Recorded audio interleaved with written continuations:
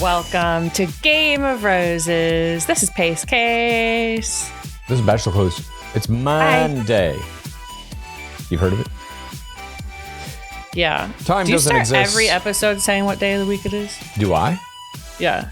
I don't know. I just know Mondays mean digging deeper.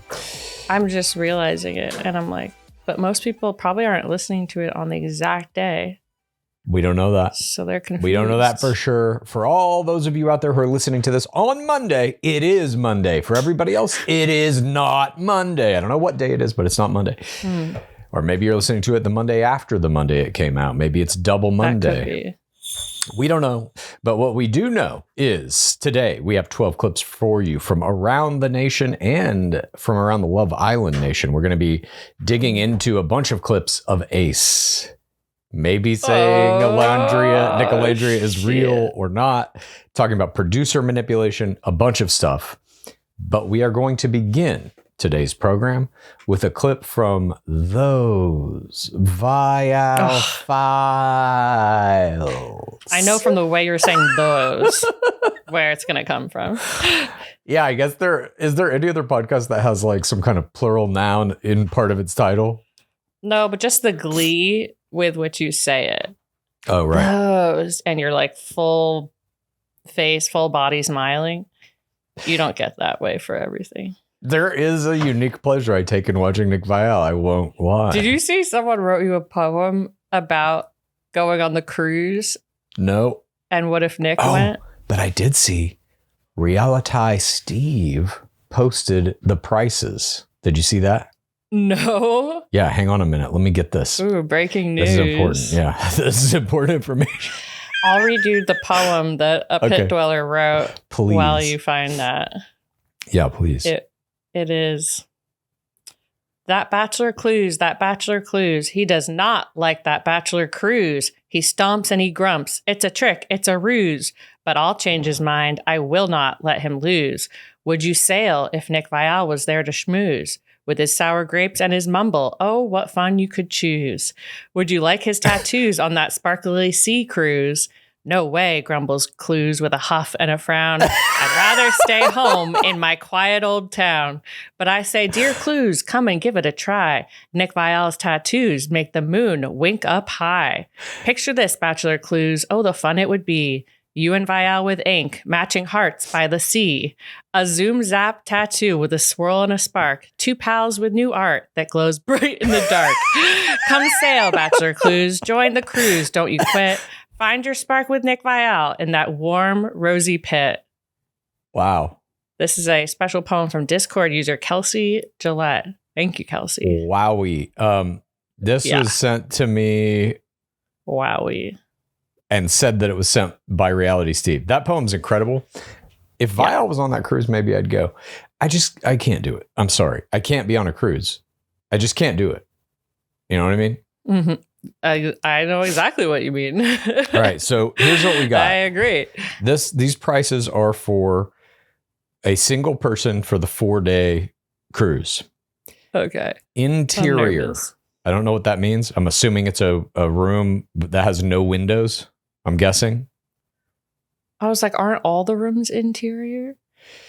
Well, you'll see what I'm saying as we continue. Oh, God. Starting price for the interior, $1,335 for 4 days. That's not that bad.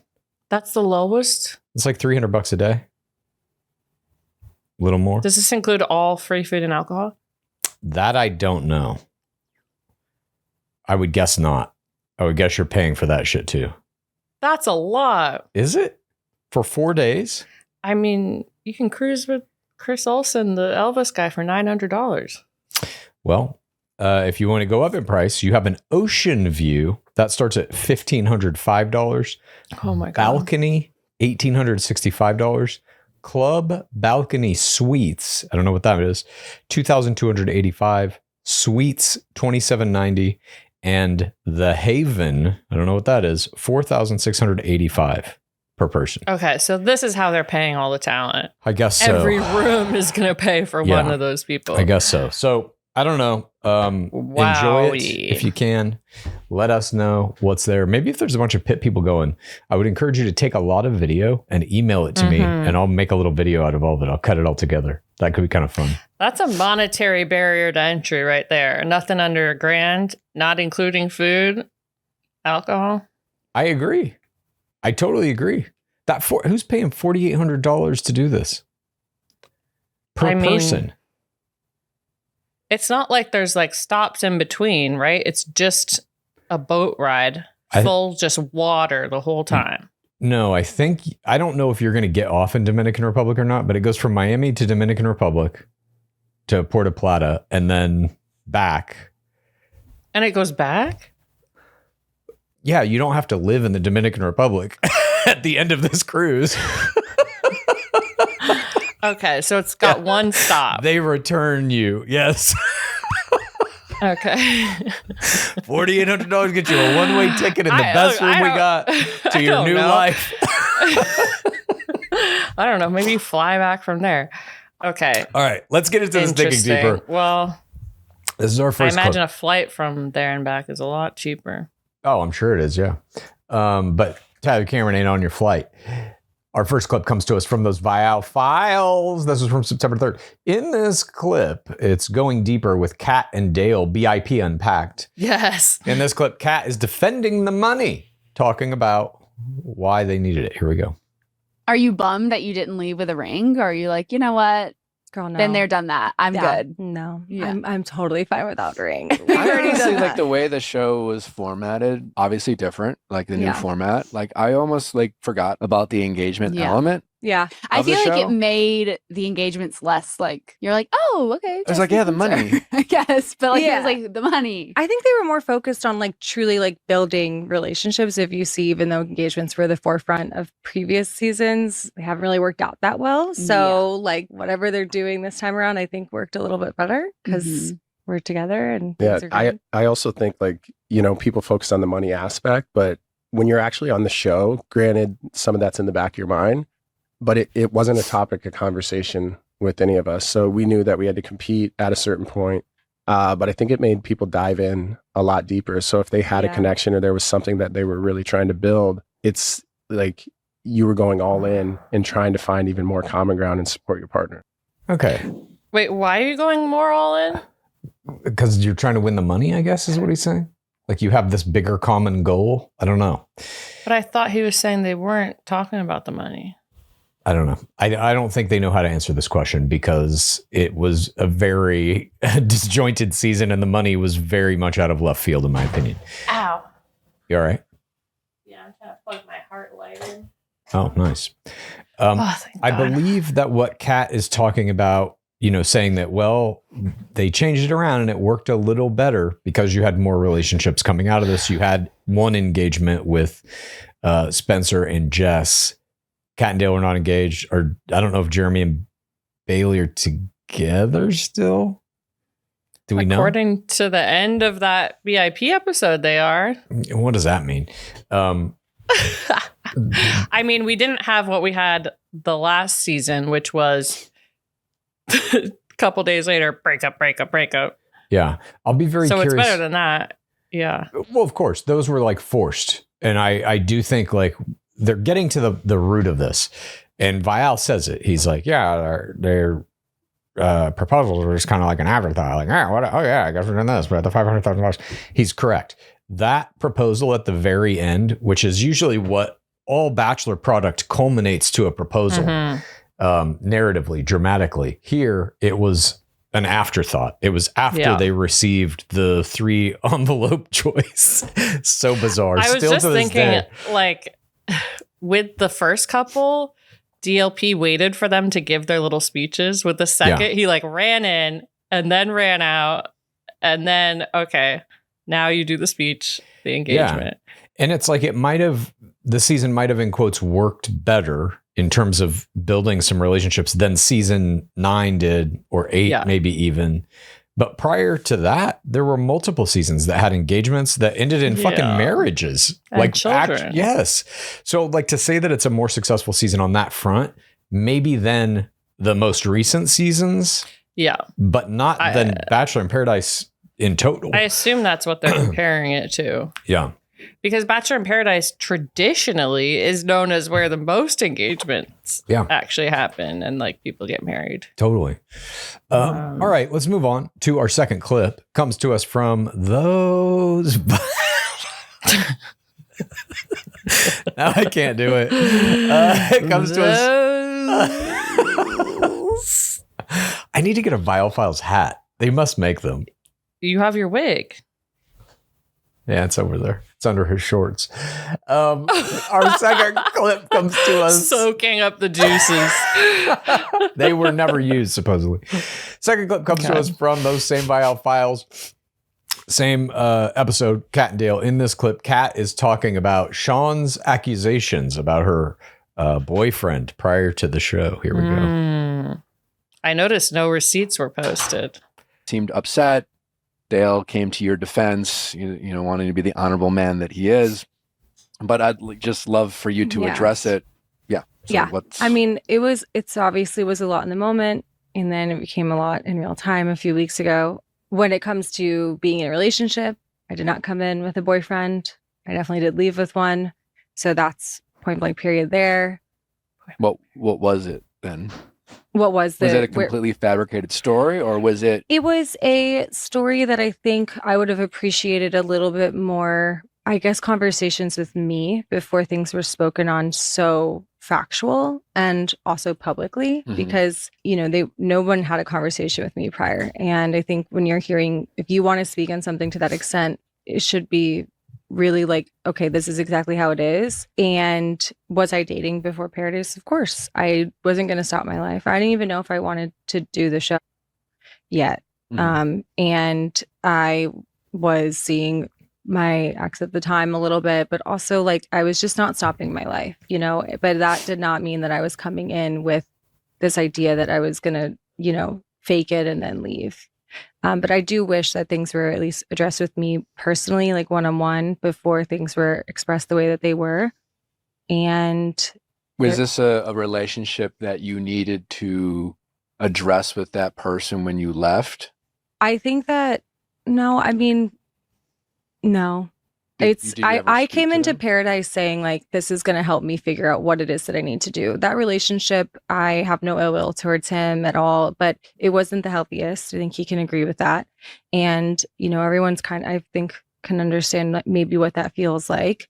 And I really did want to use this experience to kind of help me see things more clear and kind of break away a little bit, which is exactly what it provided.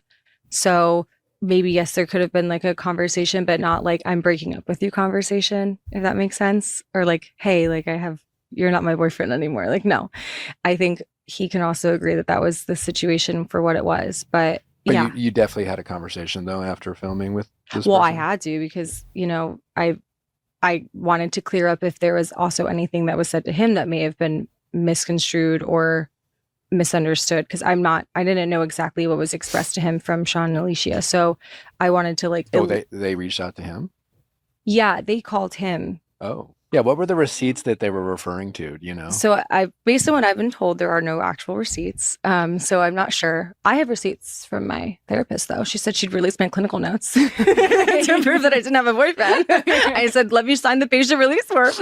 But I mean, I hear you. Like, listen, it's a tricky thing when it comes to Bachelor Nation. I like not stopping your life. I don't think anyone, if they're really being honest, goes on this show anything other than open to the possibility of maybe meeting someone, knowing that like they probably won't. Right. And I think everyone who goes on the show, I came in excited for the opportunities that come with it. Right. Like, you're an idiot if you would say that. If you only show up for love, you're kind of crazy. Well, I mean, that is what I did before, and that did not work out very well. So I was like, you know what? I came in all these other times like so focused on leaving in a relationship, and that's all I wanted, right? And I had a failed engagement, and the experience was not the best even during. So I wasn't coming in like super hopeful, but I was open to it. But I just didn't want to put that pressure on myself. And I feel like if I had stopped my life before completely, I mean, to be honest, I signed my contract at Stagecoach. Like I literally decided like right before I left. Like, I'm not kidding. Yeah.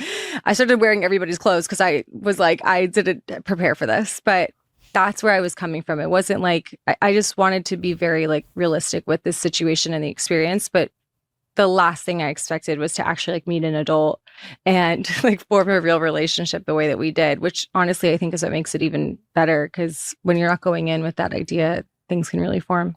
Interesting. God, so much interesting information in this clip. Unpack here. First, she signed her contract for BIP at Stagecoach. Amazing. So that means high as fuck on every drug you can imagine. Yeah, that's the impression I would get. I don't know how she does Stagecoach, but I just looked at her Instagram while we were watching this. How many followers do you think she has?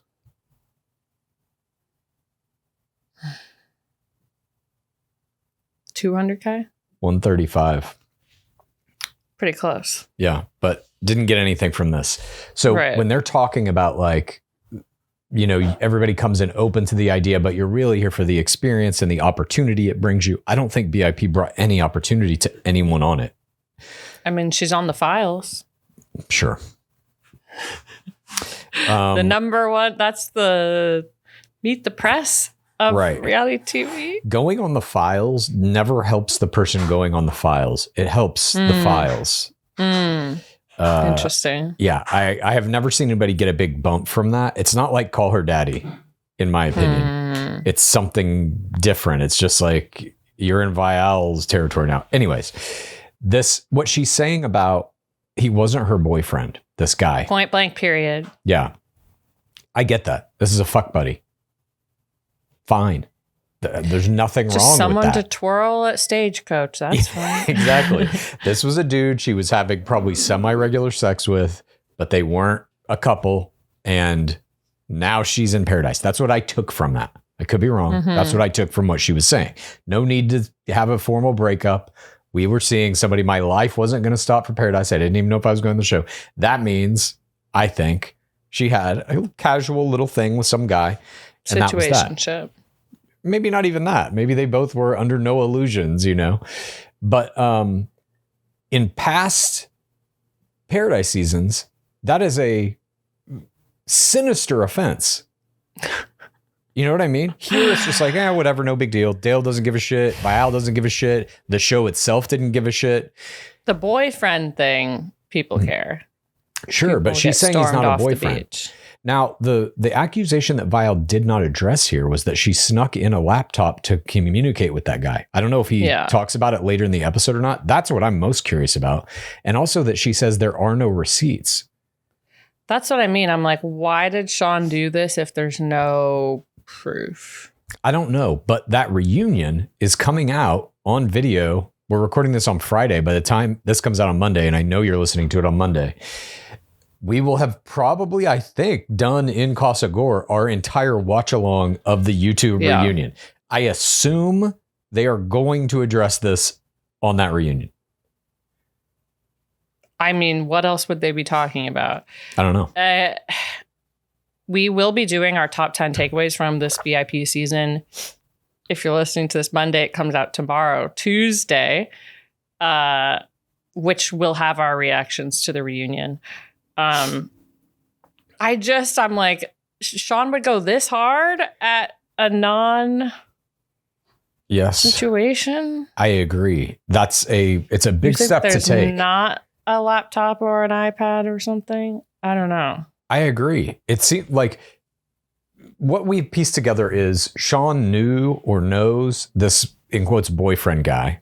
The other party in this, who we don't know who that is, and obviously hasn't spoken for themselves that I'm aware of, made some phone call to that person to be like, she's out here doing all this crazy shit, whatever. That guy then probably says like, yeah, dude, she snuck in a laptop. She's been DMing me the whole time. And I have to assume the receipts are that guy showed Sean screenshots of like, she's talking to me now. Look, this is from yesterday. She's in paradise shooting, you know? My assumption is that there are some kind of receipts, and Kat is just trying to do damage control here. I don't know. Unless Sean and Alicia got tricked by production, and production told them this, and that could be. And it's not real. But I don't know. It just seems like a stretch. I agree. And there's just so much of people sneaking in phones, sneaking in laptops. Like, I can definitely see Kat doing it. She's already been on it. She's barely agreed to go in the first place. Like, I don't know. Very curious if this will come out definitively on one side or the other. I feel like it has to eventually. Maybe not. I don't know. Moving on. She's speaking against it pretty strongly. I know she is, but I just don't, like you're saying, how can you walk in on camera and be like, I have receipts, you snuck in a fucking computer, you're talking to your boyfriend still? How can you say that on camera and it's just like a complete fabrication? That seems very unlikely to me. Let's move on to our third clip, also from Those Viall Files. That was a pretty good one. In this clip, beautiful. Yes, thank you.